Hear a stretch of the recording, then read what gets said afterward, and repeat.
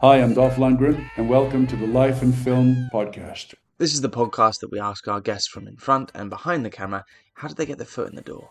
What was the key to unlocking their success? What's their story? The men alive!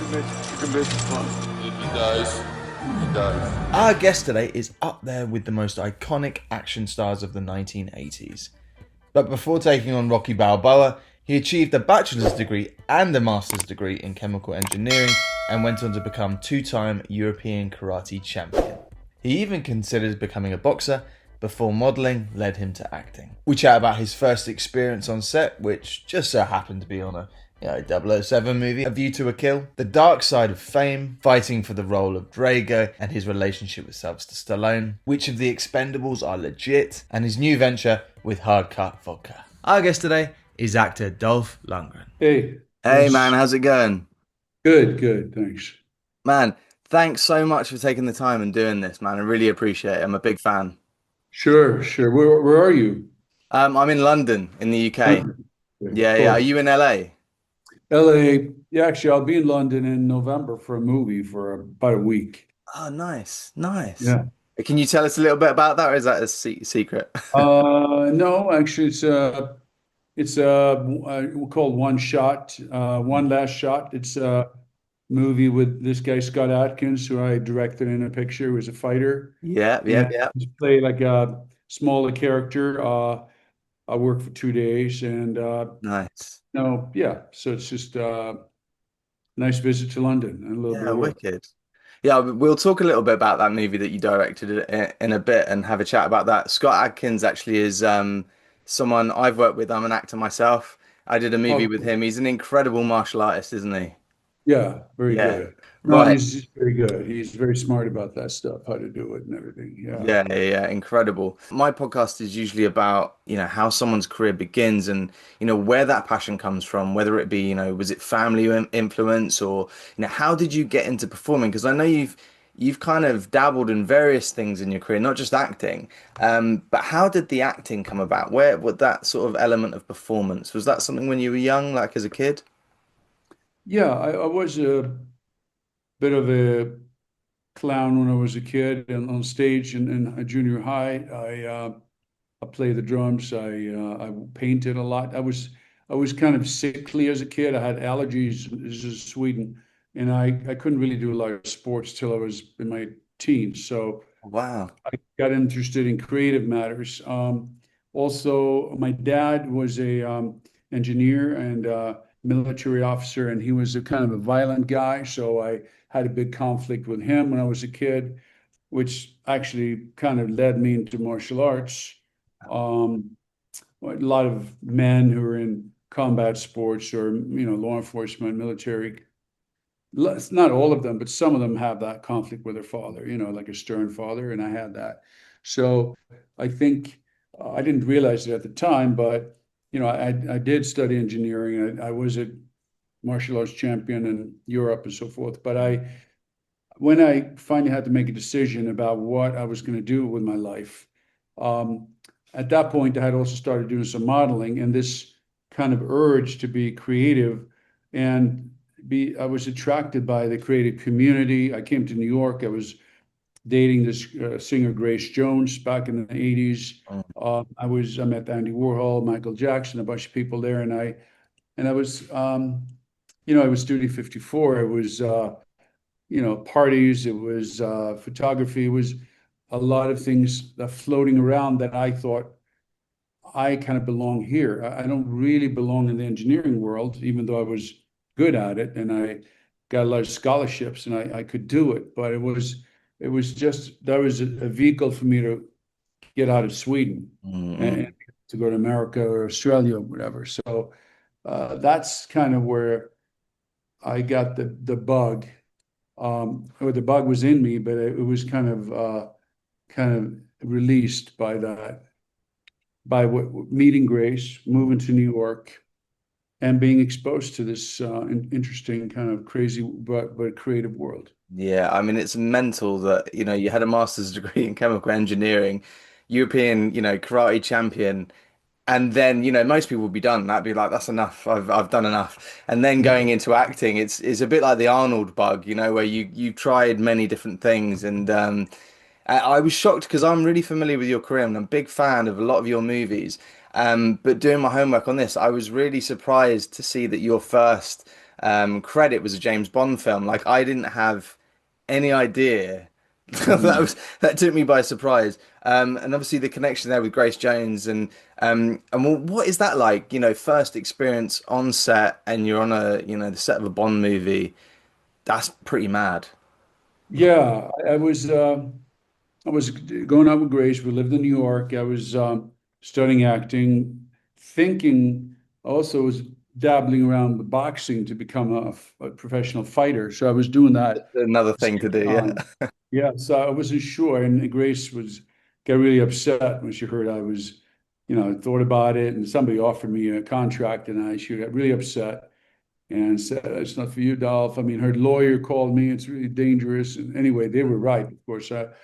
But I was with her in Europe, and first I went to Mexico, where she was doing Conan the Destroyer, which is a sequel to Conan the Barbarian. And I met Arnold, and at the time I was boxing, I was training, and he's like, "Y'all training very hard," and I was mostly running and hitting the bag, and then I went to London, and she was going to be kind of the bad girl in the Bond movie with Roger Moore, and they were shooting in I think the first shoot, the first couple of weeks were in France, and it started in Paris, and they did this thing in the Eiffel Tower when she chases Yeah. Bond up, and she goes off, and he chases her, and she goes off in a parachute. Well, they had a guy go off. I still remember they rented out the Eiffel Tower, which I don't know if you can do that anymore, but they Yeah. for a day or two, um, and then the next shoot was at the Chantilly Castle, which was a racetrack, and Christopher Walken is the main bad guy, and there was some guy didn't show up for work. Some stunt guy was going to play a Russian, bad guy, bodyguard to the main KGB guy, and Wow. I was there, and the director John Glenn just said, "Hey, Dolph, you want to be in the movie? You could be bodyguard." And I was like, "I don't know, maybe I'm going to screw it up, I don't know if I can do it." He said, "Oh, no, just going to point the gun at Chris Walken, and they gave me a suit, and I did it, and it was over in, like, 15 seconds, Mhm. but it was interesting. I got to meet Chris Walken and hang with him a little bit, and Roger Moore, of course. I got friendly with him after the movie, and his son, and he was a great guy, and he was interesting. Then we went to Pinewood, and he would arrive in his Bentley with his driver. He looked like James Bond when he showed up for work, so it was like he was just playing himself. But I Yeah. still remember he had this. We had lunch at the commissary every day. They had this old, like, wood panel commissary, and he's eating, he's smoking a cigar, and he did. For some reason, he came up with this thing when he was when I was there. He always said, "Dolph is larger than Denmark." I don't know why he said that, but I thought he thought it was from Denmark. I don't know, but anyway, so that was my foray into the movie business, and Wow. went to the premiere with Grace in San Francisco. With Duran Duran were there. They played the title theme, and I remember it was pandemonium, thousands, 50,000 girls outside the hotel.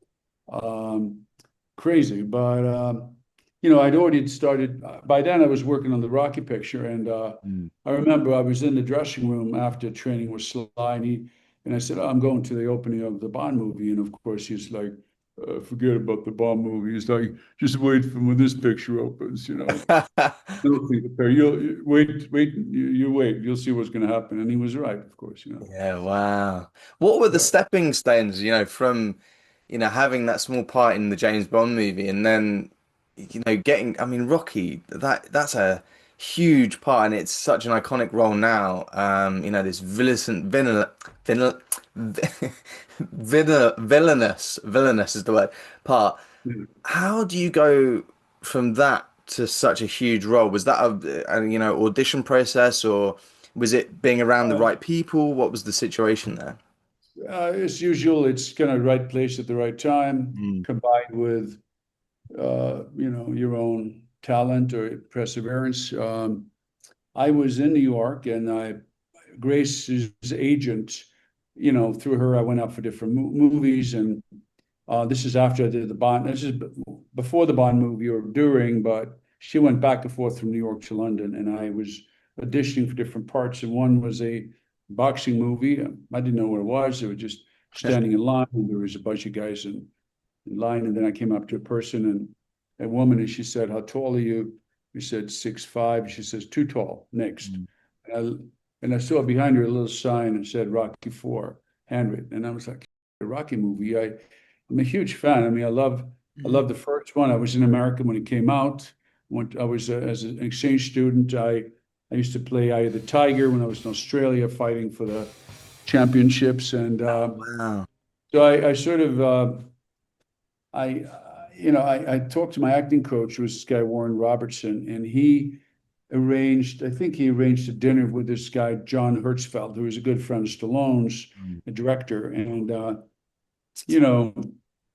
And John said, "You're the guy Sly's been looking for. It's like this is exactly what he's been looking for." And he said, "Do you have any photos?" And I think I jumped on my motorcycle, drove down to the village, gave him an 8x10, bare chested from Australia when I was modeling, when I was wrapping my hands, so like all sweaty and Oh well, so that picture is before Rocky, because I think I've seen that image of you, yeah, doing your hands, and that was before Rocky. That wasn't even for the Rocky films. That was just an that image of was you.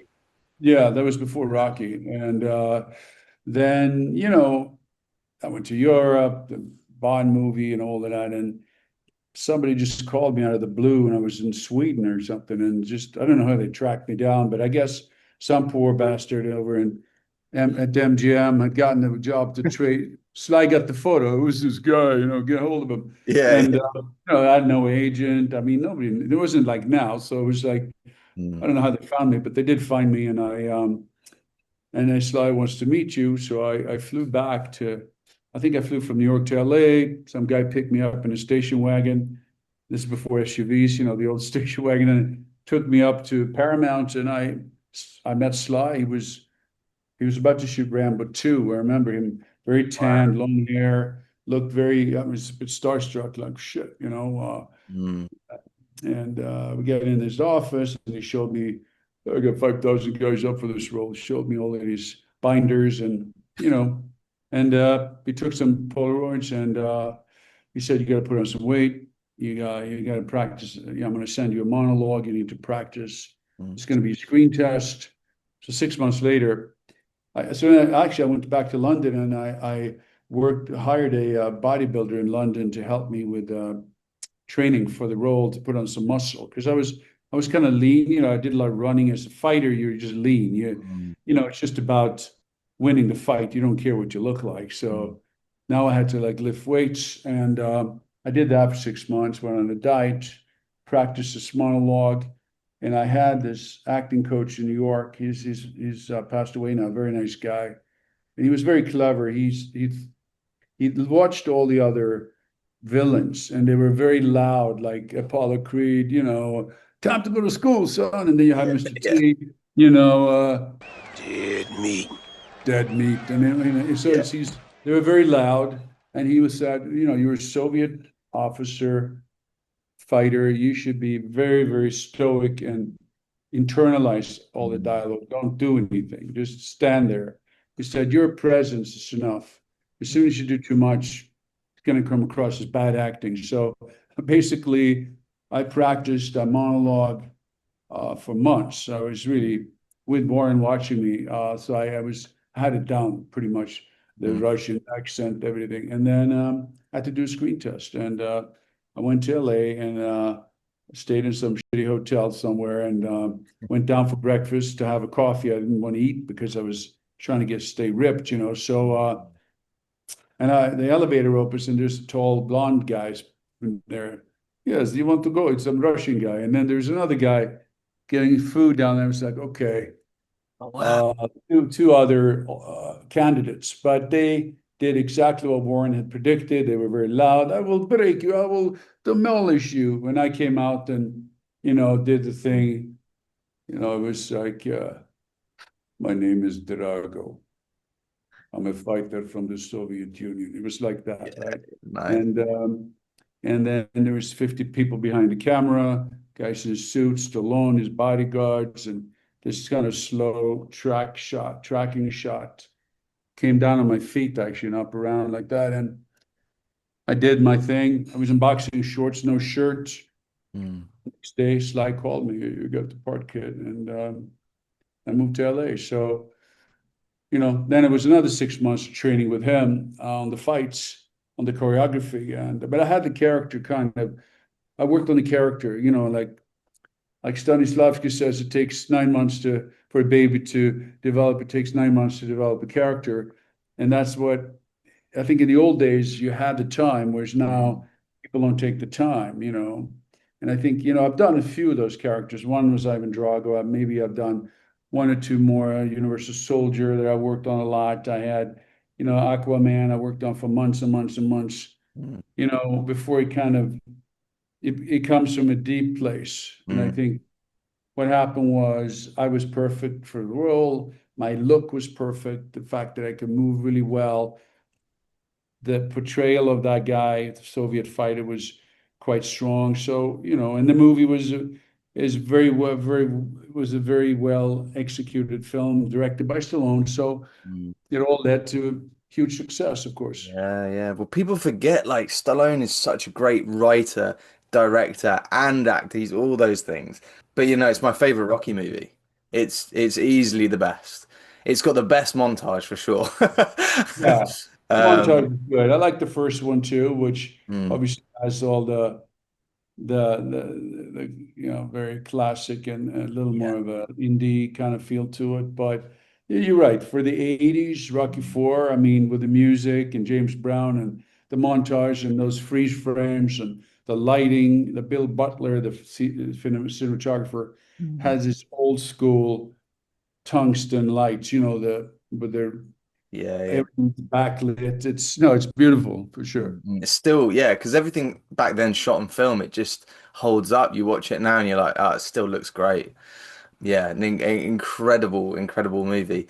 I heard a rumor, and I just, because we're on the subject matter, is there any truth? People, all these things come out, and you think that can't be true. Any truth in that when you were doing a fight sequence with Stallone for that movie, that Stallone had to go to hospital because he got punched in the heart and his heart nearly stopped or something? I've heard this rumor for years, and is there any sort of truth to that? It sounds ridiculous. Well, I don't know. I wasn't in the hospital room. I didn't see the diagnosis, but I know what happened was that we were fighting, for 2 weeks. That final fight, we shot that first up Mm, because Sly said, "Oh, you got to shoot the ending first when you have all the money and you're not tired." And it was very clever, right? Get mm, the ending first. We did the same on the Expendables. Actually, it was interesting. But anyway, so we were fighting, and he's 10 years younger than me. I'm older than me. I'm 27, European karate champion, you know, 20 pounds heavier than him, 10 years younger. And we went at it pretty hard to the body, especially. Not so much to the head, of course, you can't, but some of the shots you got to take them for the slow-mo montage, but to the body pretty hard, and hit me hard too, but I could take it. So we shot, and he was directing, producing, and acting. No doubles, because you can't double. I mean, yeah, if you're really far away, you could throw in a double, but I didn't have a double, and I think he may have had somebody, but they were never there, mm. hardly ever. So, by the end of 2 weeks of that, he was exhausted, and then I went back to LA, and producer calls me and says, "Hey, Dolph, you got 2 weeks off," and I'm like, "Yes, good." And I'm like, why? He says, Sly's in the hospital. And I'm like, really? And then I heard that apparently they have to fly him from LA. They flew from Vancouver to LA.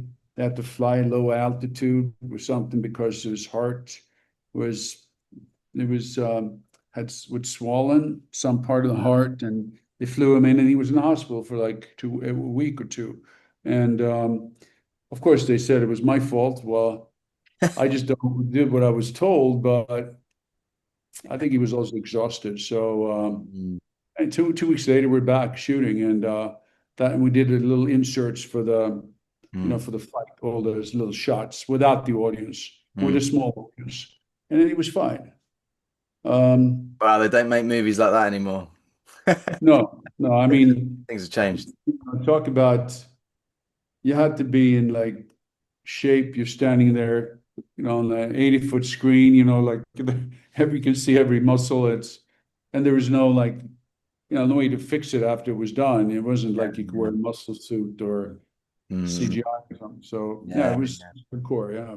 Wow. Is it kind of crazy to look back on that moment? It's such a huge moment in your career, and everything really took off. You went on a complete tear after that. Is it mad to look back and then obviously having worked with Stallone multiple times since then, obviously you mentioned the Expendables there as well, how far you've come and that relationship and collaborating over and over again. Yeah, I mean, obviously Stallone has a special place in my heart, as an artist and as a man. And, he's a complicated guy, very, very successful, very intelligent. We've had our ups and downs, but mostly ups. And I think, in Hollywood, there are not many examples of people working together over 40 years, 6 different pictures. So that feels really good. I learned a lot from him, and I think in some ways maybe I taught him a few things too, on a Mm. different level. And hopefully we could do another picture together. But Yeah, I love that. I mean, I've obviously I was part of me sometimes wished I wouldn't have happened so quickly, that I would have had a chance to kind of embrace the craft of acting and show business, like go to auditions like normal actors. They go to Mm, 500 auditions over a couple of years and kind of hone their craft and kind of get used to the idea of fame, instead of going from MIT to Hollywood, or like in a year. uh, mm, which was kind of a tough experience. It was very life-changing, but it wasn't all positive. mm. I mean, I had to learn to survive pretty quickly. Yeah, I mean that's a lot as well, back to back. I mean, if you think about, going from Rocky, Master of the Universe, you got the Punisher, Universe, you just like back to back to back to back, and like they're such iconic movies now. It's that must have been, yeah, the fame must have hit you like a like a brick wall, really. Yeah, we did. This is also the 80s. There's 90s, early 90s. There's you're single and action star and traveling around the world. Going and staying out late and meeting a lot of young ladies, Doesn't and sound too then bad, to be honest. no, then you got to get up and hit the gym in the morning. So it was, it was kind of full on, like 110% on, Mm. kind of throttle to the, I say pedal to the metal for 10 years, or probably, yeah, about 10 years before I calmed down, before I had a family, when it kind of calmed down a little bit. Mm-mm. Well, in terms of, we have a lot of actors listen to this podcast, and do you have any advice? I'll take it as well, being an actor. Any sort of advice to, getting your foot in the door, surviving the industry? Any sort of advice at all? I think there are there's different phases to it. One is, how do you find, success, meaning how can you be hired? Why would people want to hire you? And Mm, I guess, well, the old saying is, be so good they can't ignore you. mm, mm, I think, I mean, I didn't know that, but I embraced my chance in Rocky Four as a life-changing opportunity, and I put a lot of work into it, as an athlete would, like a lot of discipline, a lot of focus, try to make a lot out of it. And I think even smaller roles, people have made careers because they're discovered from small roles, you know. So I think the focus and the attention to detail and embracing the craft. And then, of course, when you make it, well, then you gotta have some friends or family around, or remember where you came from, and try to write it out, because there's, sex, drugs, and rock and roll. That's right next door to Hollywood. Yeah. End up Most people end up there if they become famous, Mm, for a while. mm. Hopefully, it won't destroy them, but sometimes it destroys them. Sometimes it makes them stronger. But I think you just have to go through that. It's just a matter of if you can draw on, you know, home, family, friends. Mm. I mean, I had martial arts. I had something that was spiritual and physical to draw from. So I think that kept me alive. But it was very close many times to like destruction, for Yeah, sure. fair enough. I guess it's like a knife edge, isn't it? I guess you're kind of, yeah, you've got a lot that you can choose from, and it's sometimes you can make the wrong choices, I guess, under that sort of circumstance. But Also, you got all the business side of it too, where you getting bad advice. I had all of that, people stealing money, all of that. I went through all of that stuff. So mm, I think now it's maybe a little more organized. It's a bit more regulated now. If you're mm, a young actor and you have talent, I think there's more of a clearer path, perhaps, for management and people to get hold of you. But in those days, it was a little more like the Wild West. mm. Here's a young kid. Let's let's get this kid and let's squeeze everything out of him we can. Yeah. Cares where he ends up, whether he lives or dies. It doesn't matter. I mean, so Hollywood's always been like that a little bit anyway. You look at Judy Garland and people like that, and so you have to have the ability to shape your own future. And I had it to some degree, but I was also very much of a people pleaser, and I kind of was not a good thing, really. I Mm. mean, it turned out to be, I think, in the whole scheme of things, that I have a very good reputation and very good name. No, I have never made any enemies or anything like that, but the way you have to pay a price for that. And instead of being a tough actor who fires people and says, no, I wasn't that guy. Man, you've been in the industry so long, it's amazing. Yeah, and for anyone to survive and have a career and still be relevant. I mean, for God's sake, like in the last couple of years, you've done Creed 2, you've done Aquaman 1 and 2, like all these huge films. Minions as well. Like you range, man. That's that's range. But in terms of, like that longevity and staying sane, and because basically one of our sponsors is BetterHelp. So we talk a lot about mental health and the kind of things that you do in your spare time to sort of stay sane, and obviously martial arts, keeping fit must be key for you as well. Is that something you still do? Do you still do martial arts? Do you still, obviously you're in good shape, like is that something that keeps you sane in between the jobs? Oh, certainly, yes. I just worked out this morning, hit the bag, did the cardio circuit, Mm. assault bike, hit the bag, push-ups, sit-ups, light weights, that kind of thing. I do strength training as well. 3 times a week, I do maybe one big cardio circuit and some walking and biking. But yeah, I mean, I was blessed to have a good physique and to have very good discipline from childhood, because I was involved in martial arts from sports since I was a kid. That's helped me a lot. Then I found meditation when I was about 50 years old, which I used to do every day. Now I do like twice a week. Um, Seated meditation, when you're actually alone with your own thoughts.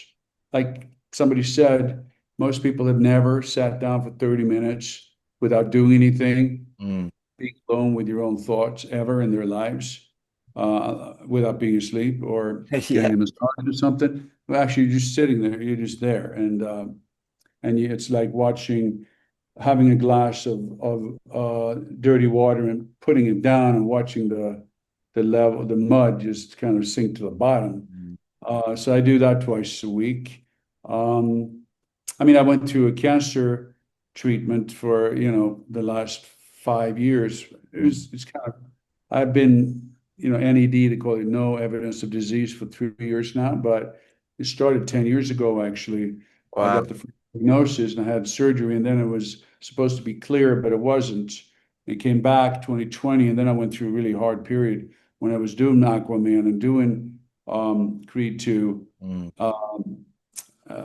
Aquaman and Expendables 4, actually, in London, a really hard period where my health really deteriorated, and I couldn't work out much, and the meds kind of took its toll on me as well. So, from 2023, the last 2 years, I've had to sort of get back in shape Mm. to the way it used to be. So I've gone through that. I was almost back to when I was 12 years old, and I started doing push-ups in my bedroom, thinking, I want to look like those guys in the magazine, Yeah. how it starts when you're a kid and you're trying to be a man, that I had to go back. I was back at that state again a Mm. couple of years ago Wow. to, you know, trying to bike up a hill, and I would like have to get off and walk because Mm. the condition was so bad. This is just like 3 years ago, 2 years ago. So, now I'm back again, but it's a continuous fight, basically. Mm. Man, congratulations for getting through it. That's, yeah, Thank incredible, man. Yeah, that's you. harsh. And I mean, thanks for your honesty and opening up about that as well. That's it's obviously a very personal thing, but I'm glad you're in remission now and it's all good. It's all good. Yeah, I have a documentary that's coming out this year. Oh, It's cool. actually going to a couple of festivals. We just submitted to Sundance and New York, Newport Beach. Mm. There's one in Turin in Italy. That's about not only about the cancer, but it's framed by the cancer treatment, Mm. but it's about my whole life, everything we Oh, talked about. cool. Yeah, Yeah, it's called wicked. Fights Worth Fighting. It's called Fights Worth Fighting. Hard Cut Vodka. Hard Cut's got a higher alcohol percentage to give your drink that extra kick. Made in the Rocky Mountains with, did I just say Rocky? Well, whatever. Made with fresh spring water, giving you the cleanest, best tasting, most badass vodka I've ever tasted. Yes, I've tasted them all. So, I hope to have you on the Hard Cut team. 2 vodka. Badass. Hard Cut. Smooth finish. I want to ask straight away about your vodka, Hard Cut Vodka. Where does that come from? Where does is there a passion for particular vodka? How come you went into this and how come you're now starting your own company? I'm from Sweden. I used to drink a lot too much back in the day when I was younger, but I like vodka, and I used to love vodka. I drank it a lot, but at some point I got sidetracked to tequila and whiskey, and then about 5 years ago I decided to try to drink some vodka again, and I was actually dating my current wife, and I was up in Santa Barbara at the bar and just trying these vodkas, and it didn't taste very good. They were very harsh, and I was complaining too much, and she said, "Why don't you make your own? You're a chemical engineer. You're from Sweden. You played a Russian a couple of times, and I thought it was a good idea because I know that a lot of celebrities have done liquor brands and tequila mostly, and I looked at the vodka section and it looked kind of boring, and I thought, well, why not? Could be fun, Mm. something different, and decided to be an entrepreneur. And Why I not? wanted to,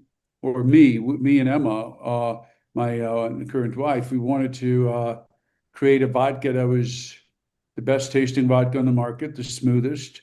And then we decided to make it overproof. So it's 45%.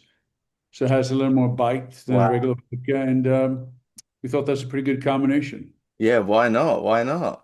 It's funny with vodka. I always, when you're young and you drink cheap vodka and you're just like drinking it because you want to get drunk, the difference between a bad vodka and a good vodka is it's so vast. And I've only learned that very recently, to be honest. So I'm looking forward to actually trying yours. And in terms of, there's you mentioned there, it's like vodka's a big Russian drink. It's big in Europe. Do you have do you drink it straight, or do you have cocktails that you like to make from it? What's your tipple? Um, well, personally, I prefer it straight up over a big cube, Mm, sip on it. And it's smooth enough where you could do that, almost like with a bourbon or a whiskey, um, or a great tequila. And I think I like to show people, like you said, all vodkas don't taste like aviation fuel. They're actually some of them taste pretty good. And there is another 5-to-1 martini I worked out that I decided, but if you have a 5-to-1 ratio with vermouth and mm, between the vodka and the vermouth, it sort of gives it a little bit of a zest, a little bit of a flavor, but doesn't take over too much. mm. With green olives, I like that one. And also, we have a pretty good vodka espresso. So, yeah, there are many ways. There are a bunch of other drinks we like too. It's very good with fresh apple ginger juice, or a Mm. little twist too. Mm. So, yeah, there's many ways to drink it. But I think the difference about it is the potato vodka.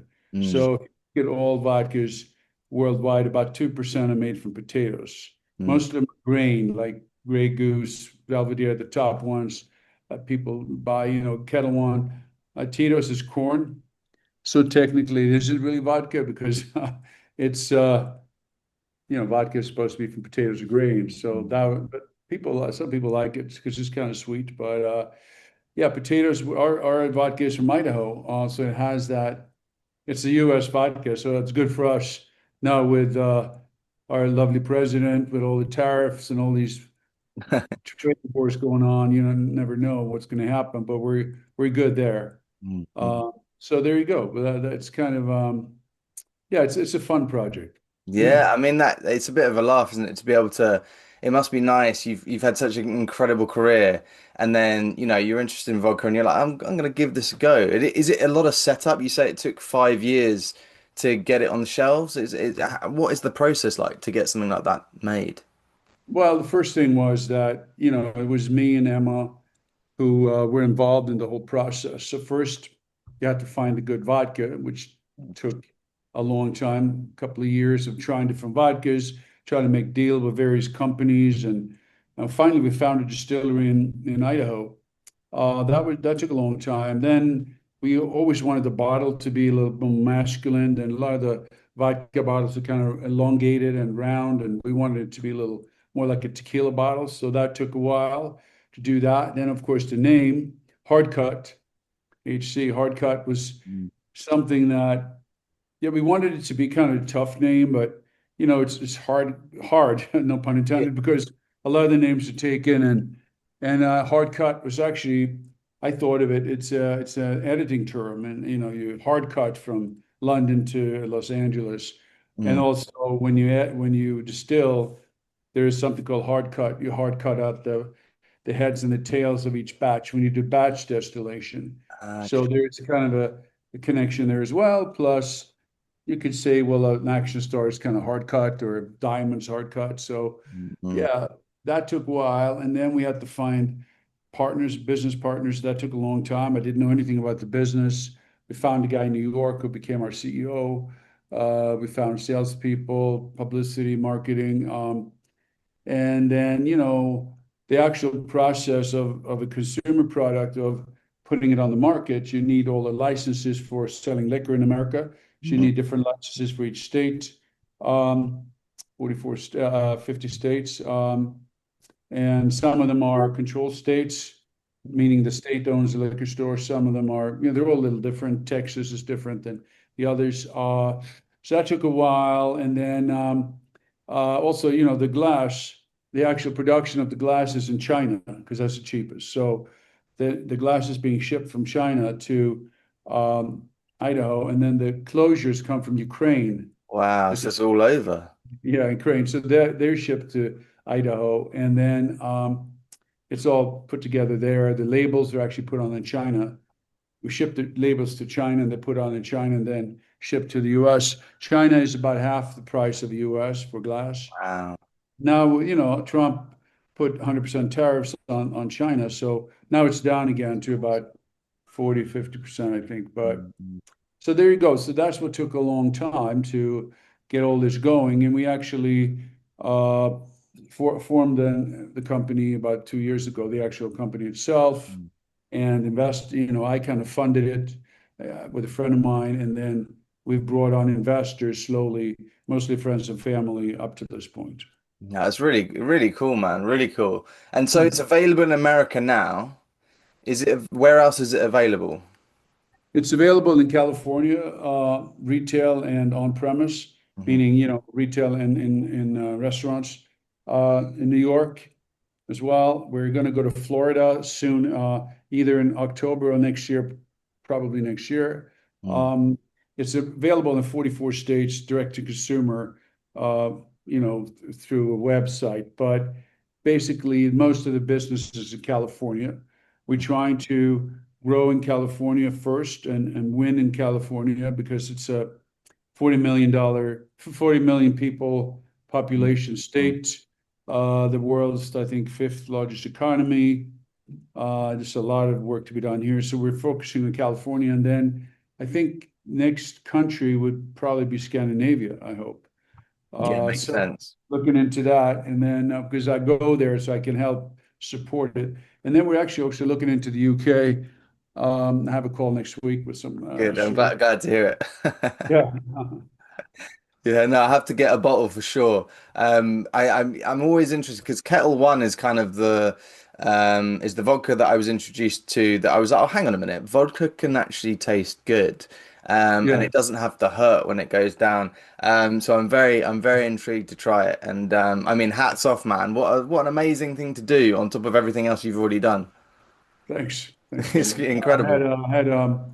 Yeah, it's been a lot of work, but it is satisfying to do something like that once in your career. One thing, just a couple of rumors I want to kind of hear from the horse's mouth. There was a rumor about someone breaking into your house, and they saw a picture of you on the wall, and they ran away. Is there any sort of truth to that? There's some truth to it. It's in Marbella, and I had a house in Marbella. I Yeah. broke three guys in masks, put the stuff everywhere. They did see photos of me, and they said in Spanish, they were probably East European. They had like an accent.